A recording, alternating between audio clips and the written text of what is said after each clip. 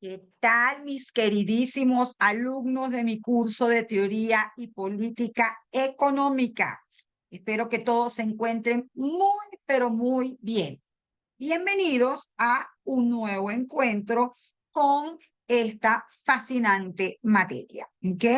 Estamos, como saben, en la unidad número 3 y en la unidad número 3 de lo que hablamos es de la macroeconomía, es decir, esa disciplina que se encarga de estudiar las tendencias agregadas de la economía, de entender las consecuencias globales de las decisiones individuales de los agentes económicos, que tiene dos tareas fundamentales. La primera tarea, analizar, calcular primero, perdón, y analizar variables macroeconómicas. La segunda, establecer acciones de política económica que permitan alcanzar mejores resultados en los periodos siguientes, ¿ok? De manera entonces que en esta segunda oportunidad vamos a seguir con este tema 1, macroeconomía, aproximación a la macroeconomía. Ya hemos visto de la parte del contenido los primeros 4 puntos y ahora vamos a entrar de lleno al la primera tarea de la macroeconomía, que es calcular y analizar variables macroeconómicas. Fíjense, una cosa que me parece importante dejar establecido desde el principio. Yo doy la macroeconomía como un médico daría el cuerpo humano, es decir, toda la estructura completa del cuerpo humano, porque si uno empieza con una parte, la persona no tiene en su imagen toda la figura del cuerpo humano. Igualito me pasa a mí aquí. De repente, al principio puede sonar un poco de atropellado porque están todos los sectores con sus principales variables, pero es que así es como se entiende, se hace una vista panorámica del bosque. Ya después cada quien podrá adentrándose todo lo que quiera en estudiar específicamente algún área, pero de entrada empezamos viendo todo. Lo interesante es que yo lo hago desde cero. Como yo afortunadamente, para los que no son estudiantes de economía, siempre, desde que comencé, he dado clases a estudiantes de otras carreras, pues entonces yo me doy la tarea de ser muy, pero muy sistemática, de arrancar de cero desde los conceptos, y eso permite a las personas que estén viendo este tema por primera vez, pues ir agarrando todo ese lenguaje que es el que le va a permitir comprender de qué se trata esto, ¿ok? Entonces, como habíamos dicho, ya nosotros hablamos del modelo premium que nos establece las transacciones a nivel macroeconómico y que es el modelo de el ingreso circular de la red. ¿Ok? Llegamos a ver inclusive los sectores y las funciones. Dijimos, hay 5 actores a nivel macroeconómico: hogares, empresas, sector público, sector externo, sector financiero. Se calculan variables económicas para poder saber cuáles son las decisiones que toman estos agentes económicos.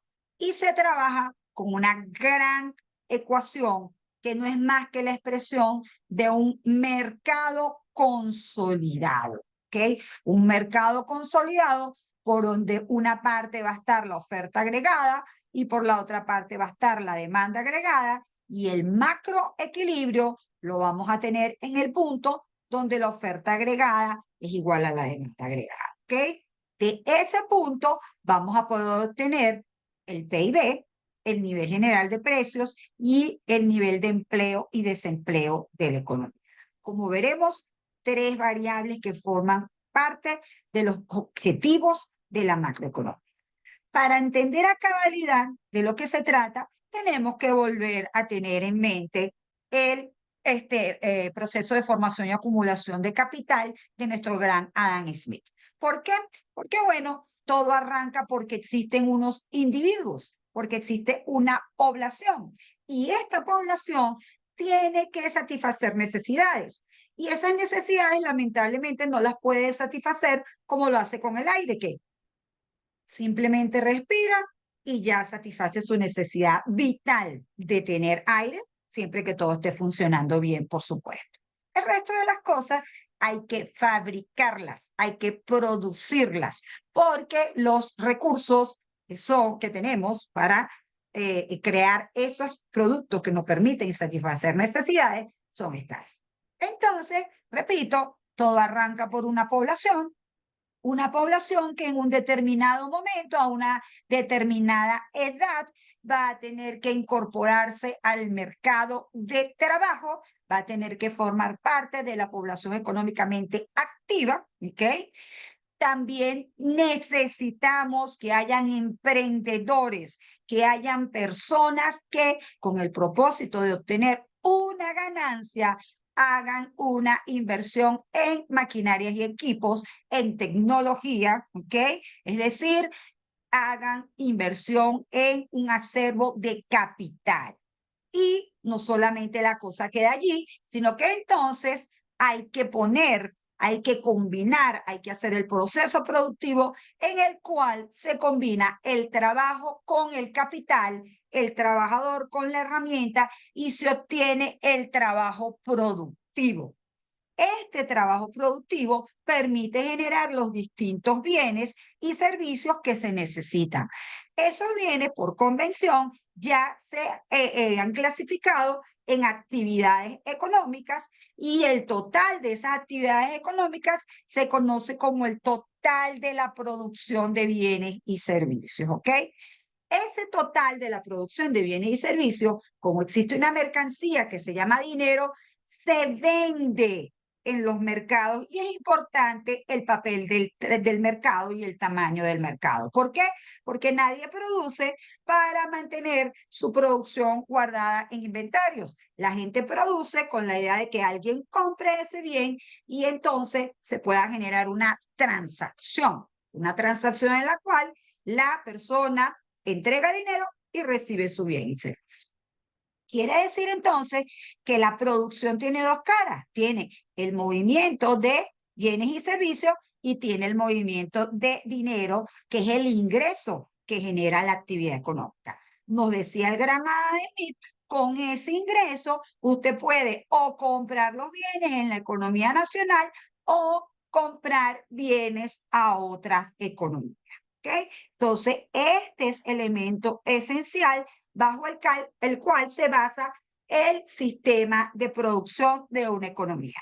Cerraba el gran Adam Smith diciendo que si dividíamos la producción o el ingreso producido por la producción entre la población, teníamos el grado de bienestar o de riqueza de una economía. Es decir, que todo consiste en generar ingresos. Ese ingreso se divide entre la población y eso da un ingreso per cápita. En la medida que ese ingreso y ese ingreso per cápita estén aumentando año tras año, inclusive por encima de lo que crece la población, esa sociedad va a tener una mayor calidad de vida. ¿Ok? Entonces, esa producción la ponemos de este lado. Este PIB que está aquí es el indicador que permite calcular cuánto fue la oferta agregada nacional en un momento determinado. Así que aquí en adelante vamos a hacer mucho énfasis y ya le vamos a decir PIB, ¿ok? ¿Por qué le vamos a decir PIB más que ingreso? Porque para este curso nosotros no vamos a hacer énfasis en qué está detrás de las decisiones que tomaron las personas, ni vamos a trabajar con ecuaciones que permitan inferir qué sucede o cómo pueden ser las diferentes decisiones de los agentes económicos o actores económicos, como le hemos dicho en esta oportunidad. Eso se llama análisis ex ante de la economía, ¿ok? Puede ser que la economía trata de prever el comportamiento que van a tener los individuos, pero para esta parte de la macroeconomía nos vamos a centrar en el análisis ex post. ¿Qué es esto del análisis spot? Ya los agentes económicos, hogares, empresas, sector público, sector financiero y sector externo, tomaron sus decisiones. Y una vez que tomaron sus decisiones, ya tenemos el pastel preparado. El pastel preparado es el PIB, es el ingreso que se obtuvo en un determinado año. ¿Para qué queremos ese ingreso? Lo queremos para gastar, ¿sí? No lo queremos para tenerlo, guardamos una porción en ahorro, pero eso es una porción pequeña. Ese ingreso y esa producción realmente se gasta. ¿Cómo se gasta? Los hogares lo gastan en bienes y servicios. El Estado lo gasta en pagar a empleados públicos, lo gasta en comprar materias primas, porque el Estado necesita realizar funciones económicas, entre ellas proveer bienes públicos como educación, salud, ¿sí?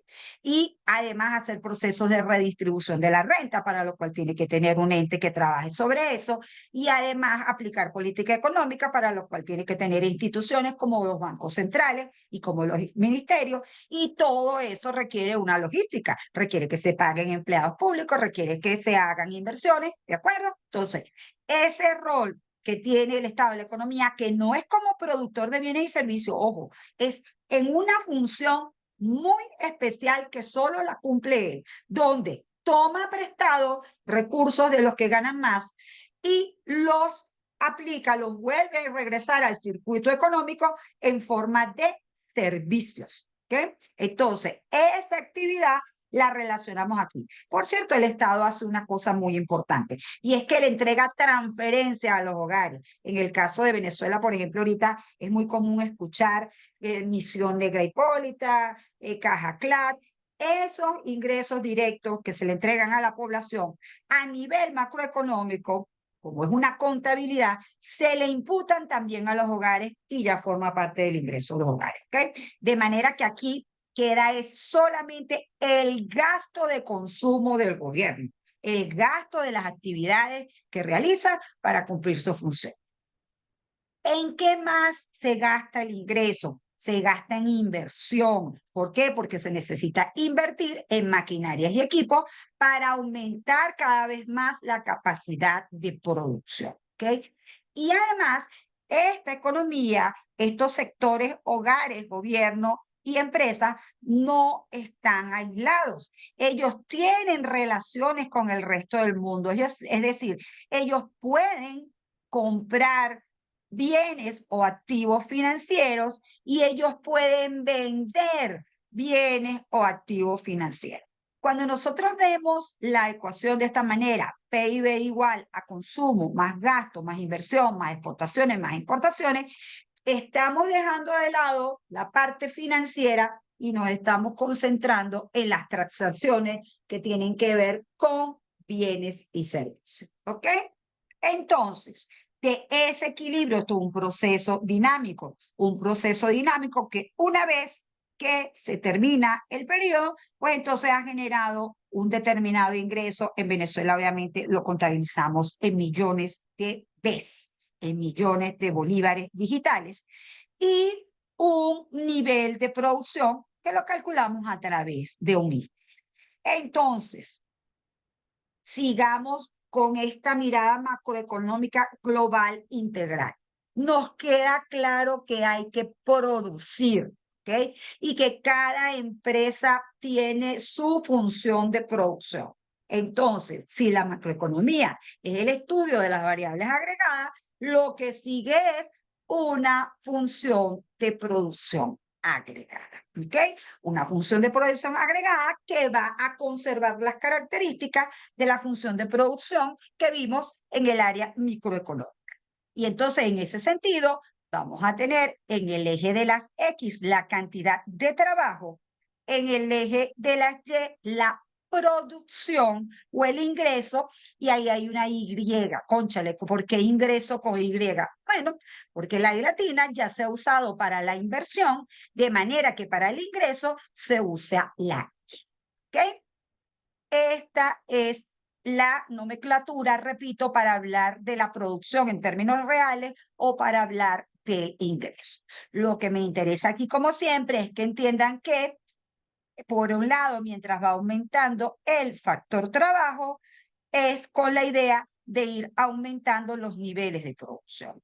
Entonces, esta gráfica me permite esbozar el tema de la economía de corto plazo y la economía de largo plazo. ¿Qué significa economía de corto plazo? Significa que estamos en un mismo nivel de capacidad productiva. El nivel de la inversión permanece constante. Ya tenemos una determinada infraestructura. ¿Y qué ocurre en ese año determinado? Que las empresas tienen que decir hasta cuánta mano de obra contratar y eso va a generar una determinada cantidad de producción.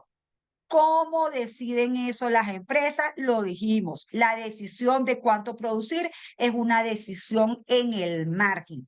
El empresario tiene que evaluar costos, beneficios y precios.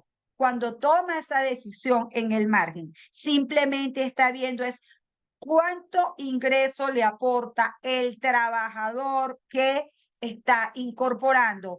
Y si ese ingreso le resta lo que le cuesta ese trabajador, esa unidad es rentable de producir. Obviamente, del lado de la demanda está la historia de que si hay una demanda muy dinámica, pues entonces va a haber requerimientos de que haya mayor producción y eso va a estimular a los empresarios a producir más. Todo eso no se puede poner en una ecuación, se hace de forma resumida. Se asume que el único factor productivo es el trabajo, ¿ok? Y que es variable en el corto plazo, que el factor capital, que es el stock de capital, de maquinarias y equipos, de herramientas, de insumos, de todo eso, es uno determinado y que bueno, dependiendo de esta relación que está aquí, esto se va a ubicar en algún punto. Por ejemplo, si se ubica en el punto A, es porque se contrataron, póngase usted 73 millones de personas, si es que es una economía grandísima, 73 personas, si es que es una economía pequeña, y se produjeron 360 unidades o 360.000 en términos reales de producción, ¿ok? Todo eso se va a ir entendiendo mejor en la medida que vamos hablando. Pero este punto aquí es el que me interesa. ¿Cómo a nivel macroeconómico reflejamos que se llegó a el nivel de producción? Bueno, lo reflejamos a través de una cosa que se llama producto marginal del trabajo y que es la pendiente de la función de producción. Ya mis estudiantes de abogado, siempre desde la primera clase le hemos dicho, la forma de las curvas es importante.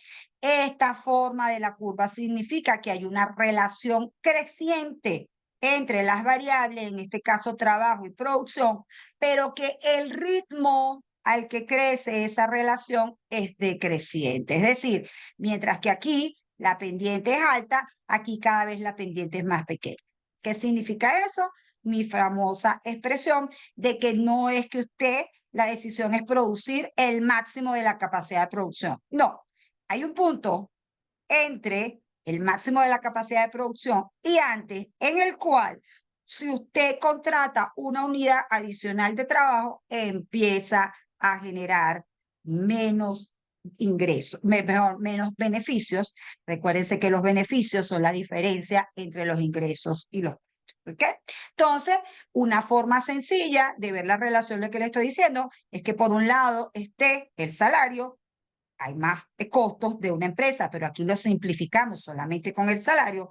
Por otro lado, está la productividad marginal del trabajo, que no es más que cuánto crece la producción cuando crece el trabajo, y que si eso yo lo multiplico por el precio, ¿verdad?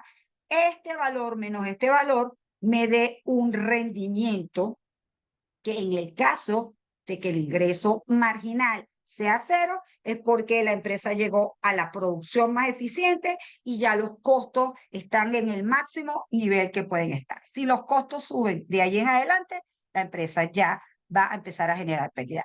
Y ocurre lo mismo a nivel macroeconómico.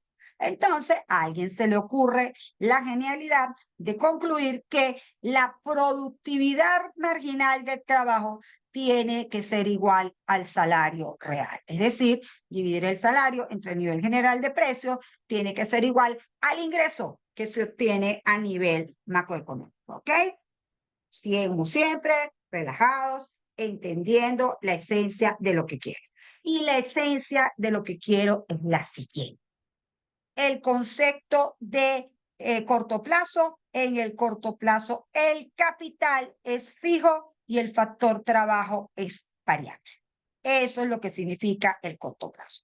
Si usted está produciendo aquí, repito, esta es una combinación de 73 mano de obra contra 360 de ingresos. Si usted está en el punto B, usted ha logrado aumentar la producción de 360 a 400 y ha tenido que contratar más mano de obra de 73 a 200. ¿Ok?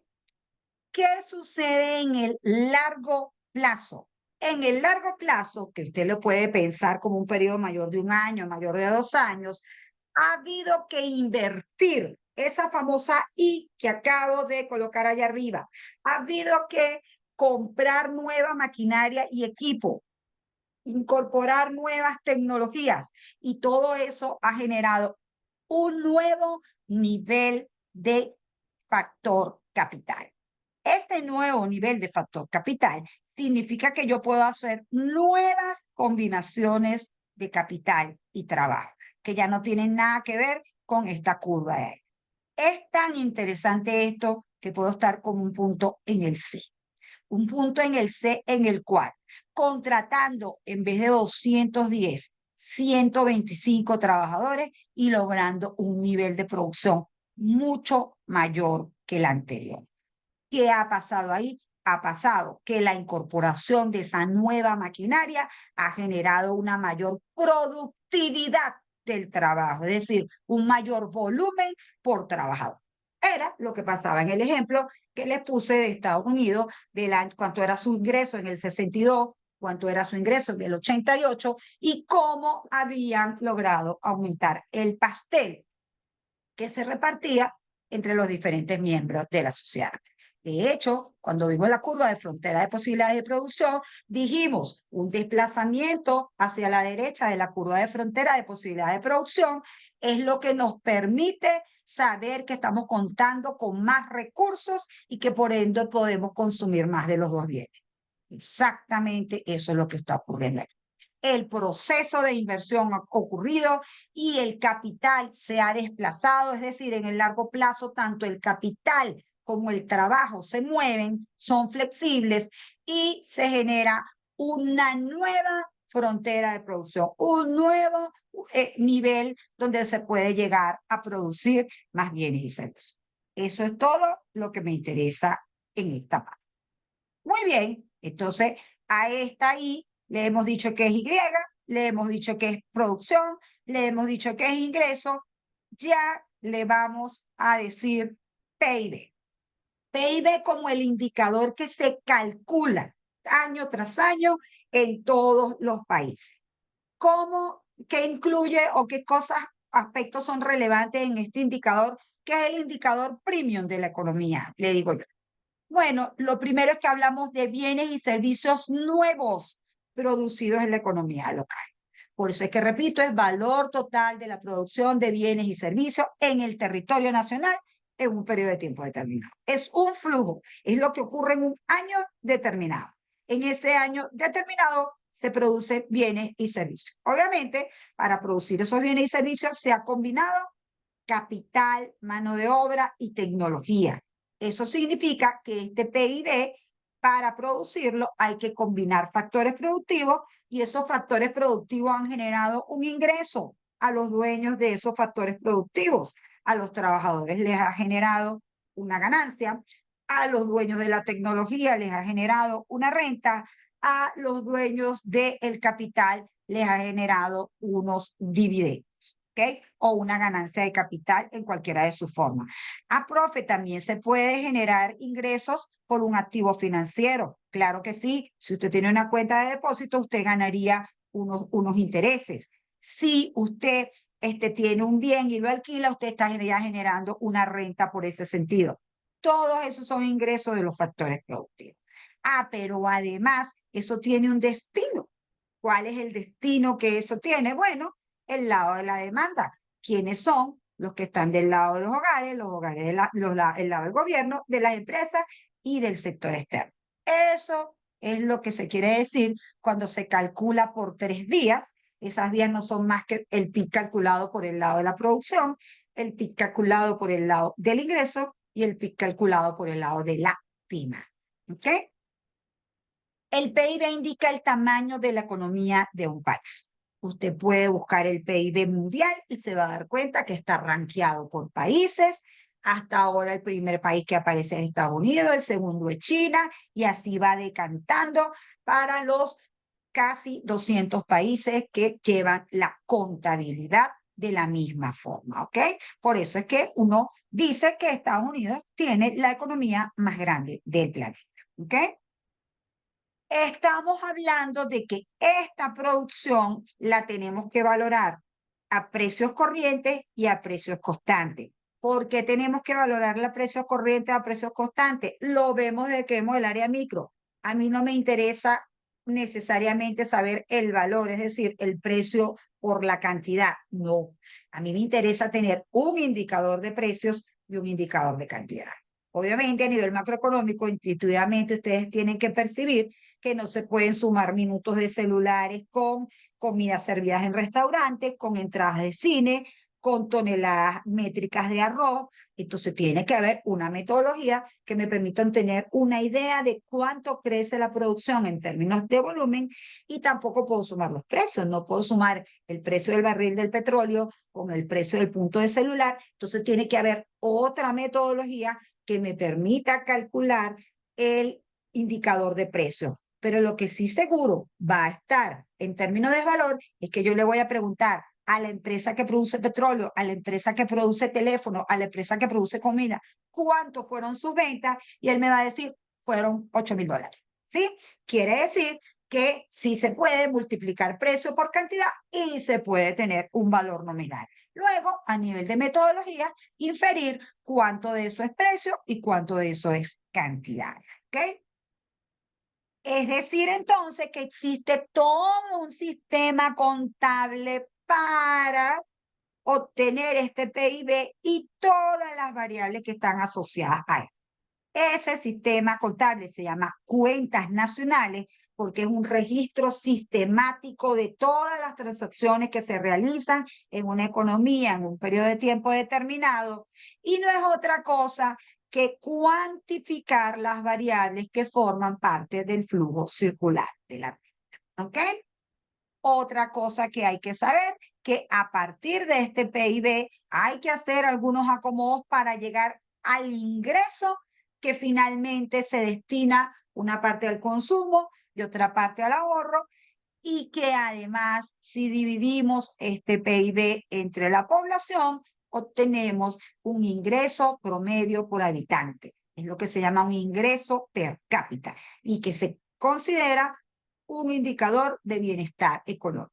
El único, el más fehaciente, un indicador que ayuda a ver más o menos cómo son los rankings de los países más pobres, los países con mayor poder adquisitivo y los países con el más alto poder adquisitivo. ¿Ok? Entonces, repito, estamos diciendo que el sistema de cuentas nacionales no es más que la cuantificación del flujo de la renta, y entonces aparece esta belleza de circuito con todas las variables. Dios mío, profesora, ¿y usted quiere que nosotros entendamos esto de una sola vez? No. Quiero que nos vayamos familiarizando poco a poco con los sectores y sus variables.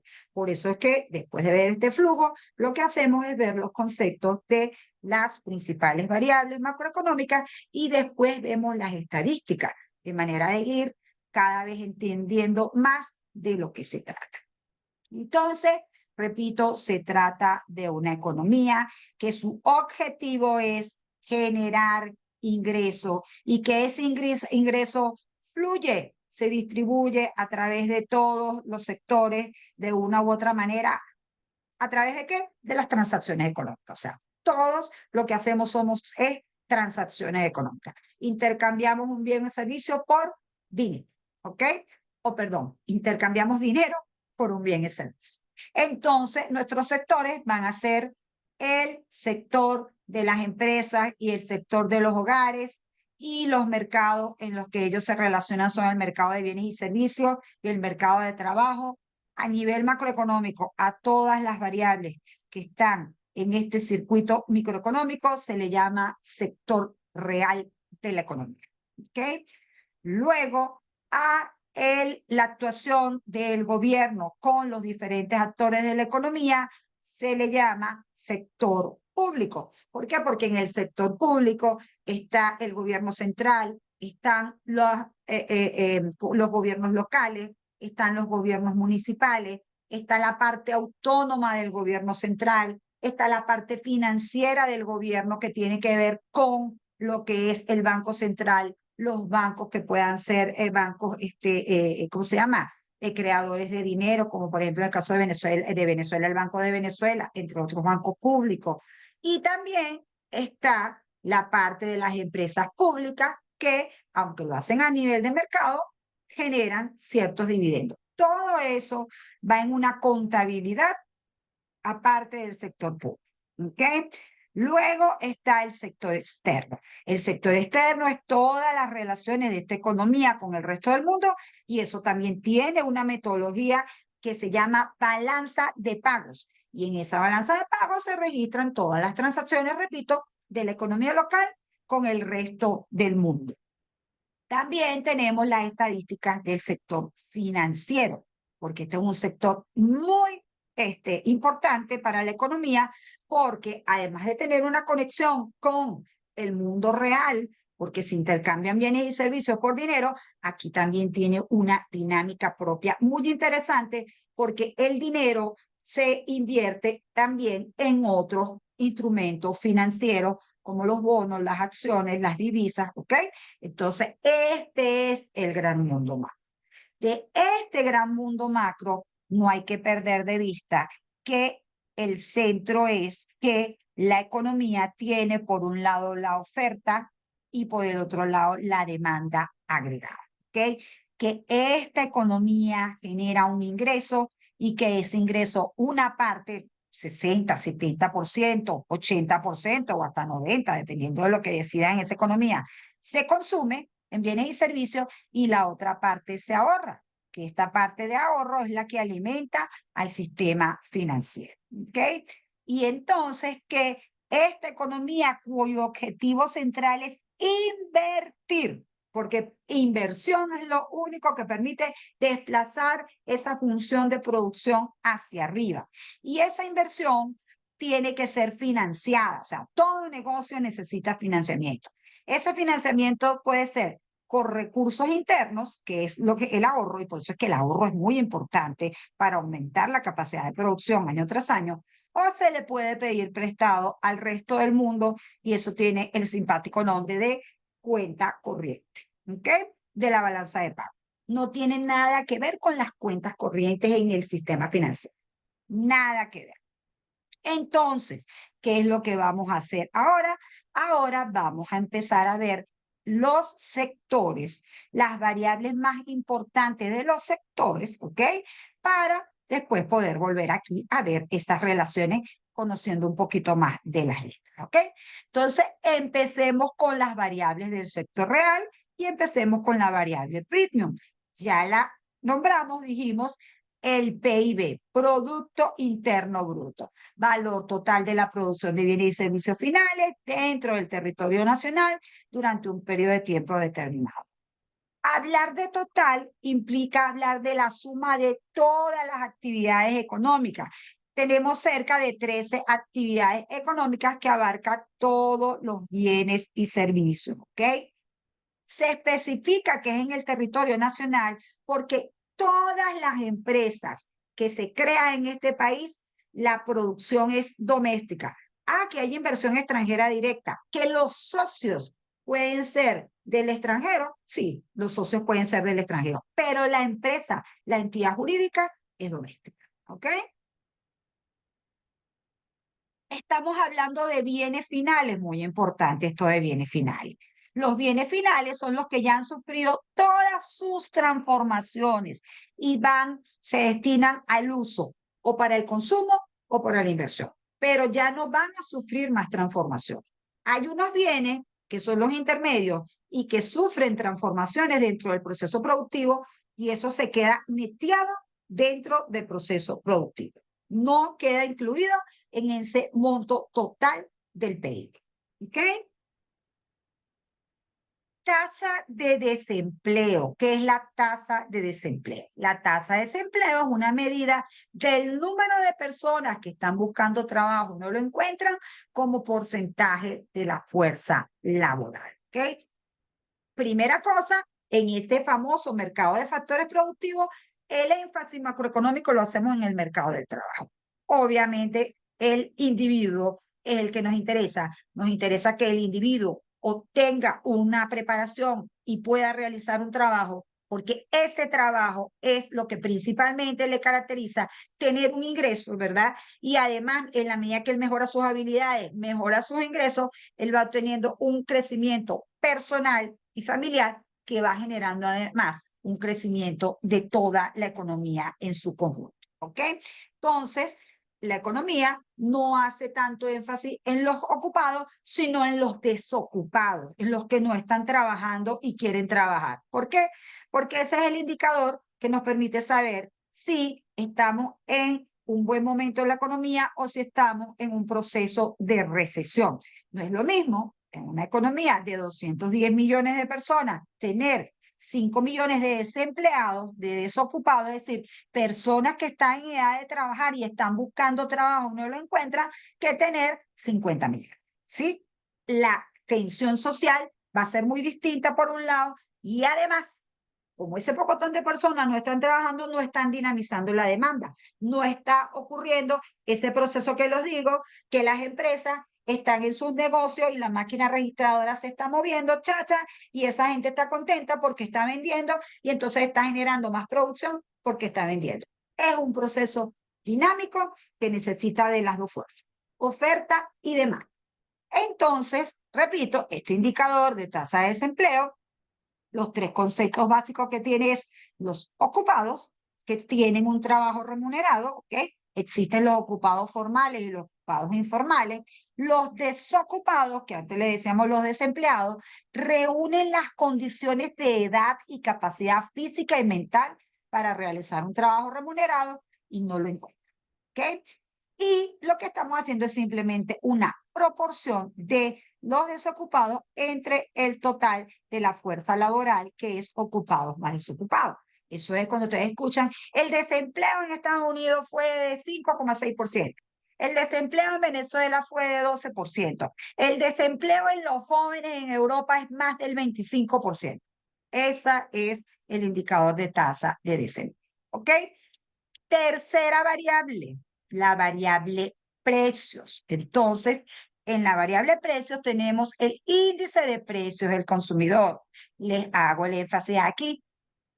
Así como existe un precio para cada mercado específico, a nivel macroeconómico se calcula un nivel general de precios. Como saben, los precios no se pueden sumar, por lo que se obtiene un índice que recoge las variaciones de los precios. Para que un país goce de estabilidad de precios, la inflación anual debe ser de un dígito. Quiere decir entonces que una cosa es el índice de precios y otra cosa es la inflación. Entonces, el índice de precios es el indicador que permite calcular el nivel general de precios de la economía, ¿ok? Mientras que la inflación es el crecimiento que pueda generar este indicador en un año determinado. Por eso es que la inflación se define como el crecimiento continuo y generalizado de los precios de los bienes y servicios existentes en una economía. ¿Ok? Entonces, repito, este es el indicador. El indicador se compara con un consumidor representativo y una canasta de bienes y servicios que se cuantifica y después lo que se hace es ir viendo año tras año cómo se mueve el precio de esa canasta básica que tienen los individuos. Intuitivamente, jóvenes, lo que les quiero decir es que siempre vamos a trabajar con valores, es decir, que van a contener precio y cantidad, pero en la medida que yo soy capaz de todas las cantidades multiplicarlas por los mismos precios, cuando hago la variación, obtengo el crecimiento de las cantidades. Eso para entenderlo a cabalidad hay que verlo con un ejemplito aparte, pero vamos a ir generando ese conocimiento. Es importante, ya que estamos viendo el indicador de precios, saber que existe, además de la inflación, una cosa que se llama hiperinflación, cosa que muy pocos países tienen el horror de ver, y entre esos, obviamente, estamos nosotros. ¿Ok? Entonces, hiperinflación se refiere a una inflación muy elevada que deteriora dramáticamente el valor real de la moneda. Según Kagan, la economía entra en hiperinflación cuando la tasa mensual de la inflación supera el 50%.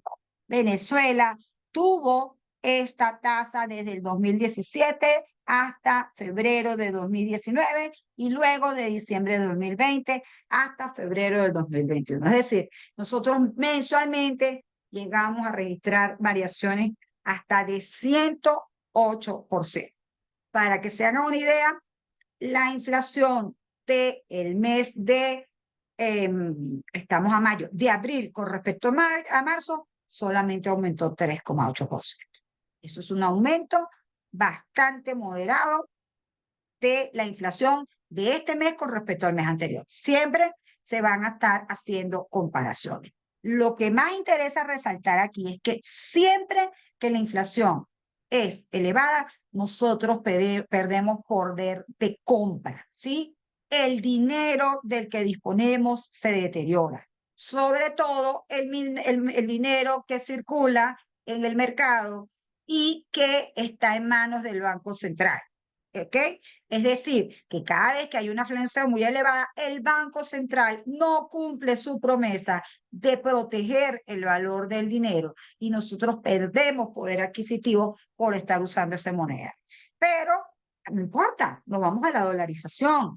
Jóvenes, también hay inflación en dólares, porque es que al final siempre hay que entender que nadie quiere perder en economía y que si hay desequilibrios que presionan los precios van a subir en la moneda que esté circulando en esa economía.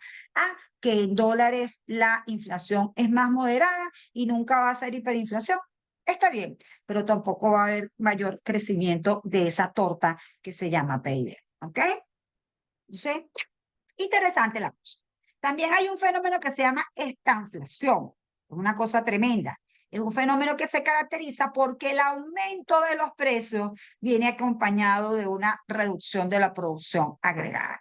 Imagínese que usted sea de esas personas que están en la tasa de desempleo. Se está enfrentando a una inflación elevada. Y además, ¿verdad?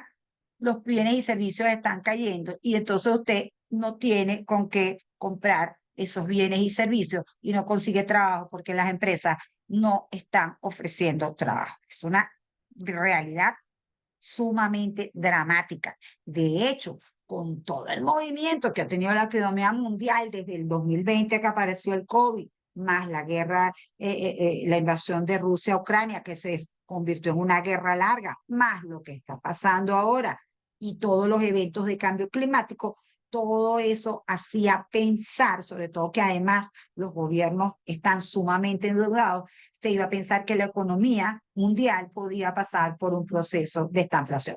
Gracias a Dios no ha sido así. La economía se ha desacelerado, pero ha seguido creciendo a un buen ritmo, sobre todo la economía estadounidense, la economía china, que ha tenido ciertos problemas, también ha logrado mantener un ritmo de crecimiento y eso ha evitado la estanflación, porque esos problemas de los que hablé sí generaron inflación. ¿Okay? Entonces generaron inflación, empezaron a subir las tasas de interés, empezaron a haber problemas en el sistema financiero, el COVID con esa paralización tan tremenda empezó a generar presiones de oferta que también presionaron los precios, entonces ocurrió la inflación. Pero de alguna manera el dinamismo que trae la economía, porque hay muchos movimientos migratorios y hay mucha gente que sigue invirtiendo y teniendo expectativas positivas, ¿ok?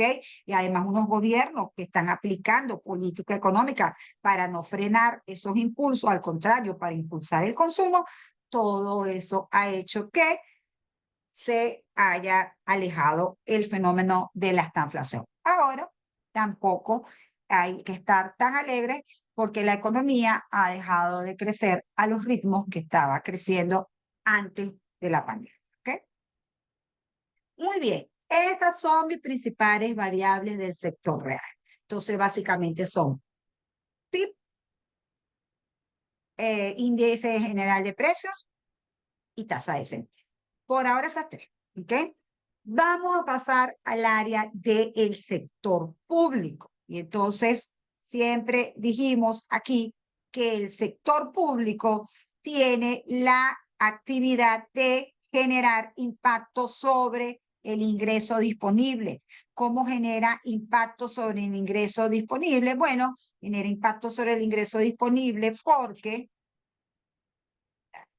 y genera impacto sobre el ingreso disponible porque de todo este circuito macroeconómico extrae renta de los que más ganan y esa renta la devuelve vía transferencias a los que menos ganan y además provee algunos bienes públicos. Entonces, significa que el sector público va a tener su propia contabilidad.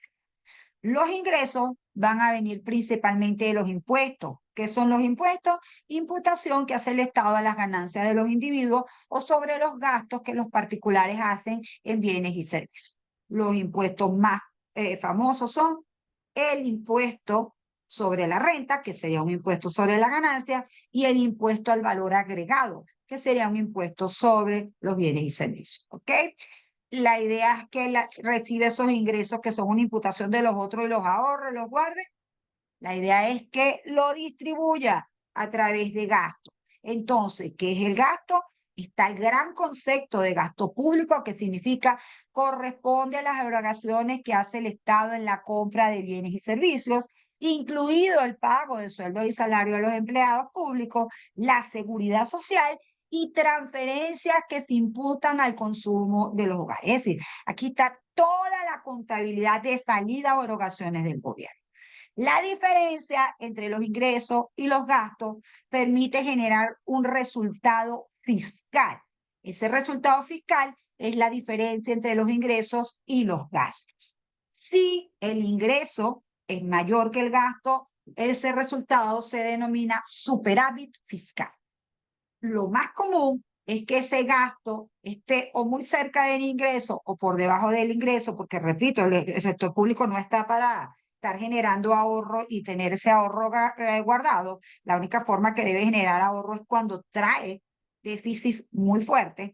Y entonces, cuando los gastos son mayores que los ingresos, el resultado fiscal se llama déficit fiscal. ¿Ok? Entonces, impuestos, principal fuente de ingresos, gasto público, estos son los gastos más comunes, los sueldos y salarios, la seguridad social, la compra de bienes y servicios, ¿ok? Y el concepto que aparece en las cuentas nacionales es una cosa que se llama gasto del consumo del gobierno G en la ecuación macroeconómica. En esta ecuación macroeconómica incluye solo los gastos por sus actividades no lucrativas, como son compra de bienes y servicios, gastos en remuneración a los empleados. ¿Qué sucede con las transferencias? Lo he aclarado aquí.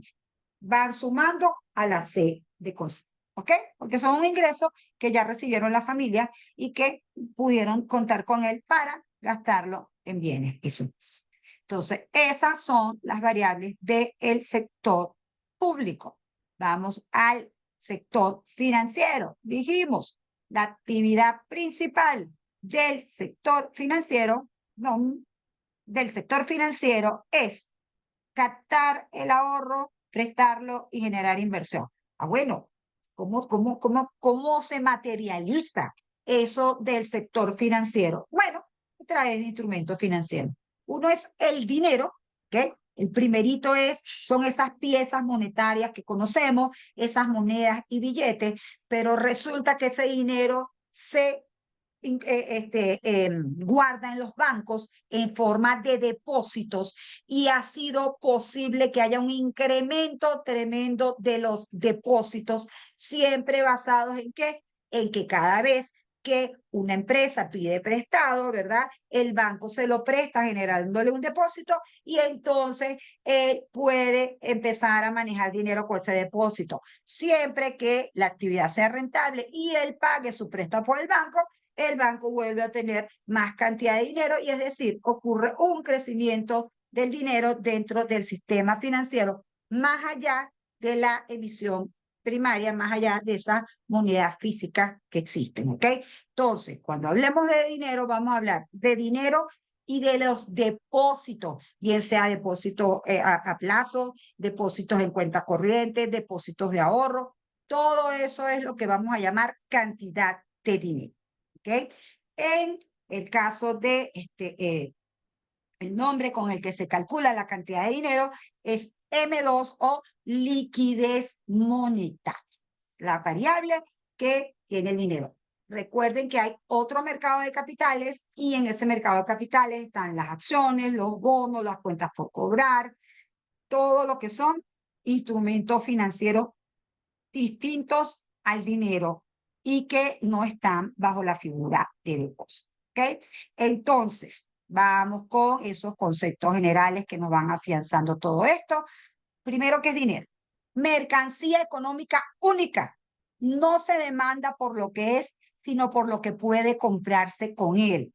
Puede ser cualquier activo que sea fácil de intercambiar por bienes y servicios. También es todo activo que puede ser, o sea, es todo activo, puede ser cualquier activo que pueda ser fácilmente intercambiar por bienes y servicios, ¿ok? Lo importante entonces es que ustedes tienen una mercancía, vamos a verlo en términos físicos, que es lo más claro, tienen un billete de $100 y está Benjamin Franklin y tiene unos cereales, usted no le para eso. Usted solo le interesa que el billete sea verídico, que esté en buenas condiciones y que yo pueda ir con ese billete a cambiarlo por otros bienes y servicios. Por eso es que se dice que no se demanda por lo que es, sino por lo que se puede hacer con él. ¿Okay? Entonces, puede ser cualquier activo que pueda ser fácil de intercambiar por bienes y servicios. Eso significa, por ejemplo, que en la Segunda Guerra Mundial hubo una mercancía que se usaba como dinero en los terribles campos de concentración. ¿Cuál era esa mercancía que se usaba en los campos de concentración? Los cigarros. Porque allí lo que se hacía es que lavar la ropa costaba 3 cigarros, comprarse una camisa costaba 2 cigarros, ¿ok? Entonces, en macroeconomía es importante mantener esa esencia de que el dinero es el que se intercambia por el resto de los bienes y servicios, ¿ok? En otros aspectos, dinero tiene muchas otras connotaciones. Luego, como existe el dinero, existen los precios. ¿Sí? ¿Por qué? Porque los precios son precisamente la relación a la que se intercambia ese dinero por un bien y servicio. Si se hiciese trueque, ni existiera dinero, ni existiera precio. ¿Ok? Liquidez monetaria, ya les dije entonces, indicador de la oferta monetaria, se refiere a las monedas y billetes y depósitos en el sistema bancario. Tasa de interés, precio pagado por el dinero prestado durante un periodo de tiempo determinado, representa el precio de tener dinero. Si usted está en un sistema, en una economía, y la tasa de interés es 3%, usted no tiene mayor problema en tener su dinero básicamente disponible para hacer transacciones de bienes y servicios, tenerlo depositadito allí en el banco, porque obviamente es un fastidio cargar unidades monetarias, pero si la tasa de interés es 40, 50%, a usted se le genera un estímulo tremendo para tener ese dinero congelado, es decir, invertido en activos financieros y no para estar haciendo transacciones económicas. Entonces, por eso se dice que la tasa de interés es el costo de oportunidad de tener dinero y que si ese costo de oportunidad es bajo, es decir, si esa tasa de interés es baja, usted está dispuesto a demandar bastante dinero, no está preocupado, pero que si esa tasa de interés es alta, usted entonces ya lo piensa en cómo va a hacer sus relaciones de consumo y se genera más incentivo para que se ahorre. ¿Ok? Entonces, la oferta de dinero, cantidad de dinero, la determina el Banco Central y los bancos que reciben depósitos. Y la demanda de dinero es la cantidad de dinero que se desea tener, que desea tener el público, es decir, el dinero que usted tiene, en vez de usted tiene un balance general y en ese balance general, dependiendo de cuál sea su generación de ingresos, usted tiene efectivo, usted tiene depósito, usted tiene activos financieros o usted tiene activos fijos, carro, casa, ¿ok? Todo lo que sean activos. Vamos con el sector externo, ese maravilloso sector externo en el cual estos sectores, hogares, sector público y sector empresa, cambian bienes y servicios y activos financieros con el resto del mundo. Nos vamos a quedar con la parte básica, les dije, solamente con los movimientos de bienes y servicios. Entonces, por un lado vamos a tener la X, que representa las exportaciones, y se refiere a la venta de bienes y servicios a los residentes de otros países. Vamos a tener las importaciones, que corresponde a las compras de bienes y servicios provenientes de otros países, la balanza comercial, que va a ser la diferencia entre las exportaciones menos las importaciones, ¿ok? Va a ser X menos M, ¿sí? O también se le conoce con el nombre de exportaciones netas. Exportaciones netas. Mire todo su nombre de una vez porque la pueden conseguir con cualquiera de estos números. ¿Ok? ¿Cuál es el precio en este mercado? El precio en este mercado es el tipo de cambio. ¿Ok? Se supone que es lo que más le conviene a las economías es que cada una tenga su dinero y que en ese sentido no tenga limitaciones para expandir la actividad económica interna. Ahora, para comercializar con otro país, el otro país no le va a aceptar su moneda nacional. Él también tiene su moneda nacional. Y lo que hacen es que buscan una moneda común, la cual le genere confianza a los dos, es decir, los dos la acepten, por eso es que se llama moneda aceptada internacionalmente y se produce la transacción, ¿ok? Entonces, el tipo de cambio es el precio al que se intercambia la moneda de un país por la moneda de otro, generalmente por el dólar o el euro. Y las decisiones de qué importar o qué exportar dependen del tipo de cambio, ¿ok? Luego hay un indicador general que es la balanza de pago, que ahí sí es el resumen de todas las transacciones de un país con otros países. Ahí sí vamos a incluir los bienes, los servicios, los movimientos de activos financieros y de pasivos financieros y las reservas internacionales. Y las reservas internacionales son activos financieros externos en poder de las autoridades monetarias, generalmente el Banco Central. ¿Okay? Y existe una CC que vimos por allá, que es cuenta corriente y que dijimos que no tiene nada que ver con el sector bancario, y no es más que el saldo de las transacciones de bienes y servicios, es decir, incluye la balanza comercial, pero además incluye el ingreso por activos financieros, que son rentas, y además incluye las transferencias que se puedan recibir del resto del mundo, menos las que se puedan dar al resto del mundo. La diferencia de una transacción con una transferencia es que la transferencia va en una sola dirección. Se entrega el dinero y no se recibe nada a cambio. Se entrega el bien o servicio y no se recibe nada a cambio. Una transferencia muy famosa internacional son las remesas familiares. Son, por ejemplo, todo ese dinero que está ingresando a Venezuela y que se piensa que está cerca de 4.000 millones de dólares, que son los que venezolanos producen en otros países en los cuales ahora son residentes, ¿verdad? Y ese ingreso mandan parte de ese ingreso a sus familiares aquí en Venezuela. Eso sería un ingreso por transferencia corriente, ¿ok? Si fuera al revés, y durante mucho tiempo, créame que fue al revés, en los 70 el saldo neto fue al revés, habían personas de otros países que se vinieron a Venezuela, empezaron a generar actividad económica aquí, ingresos, y mandaban sus remesas a sus familiares en el resto del mundo. ¿Ok?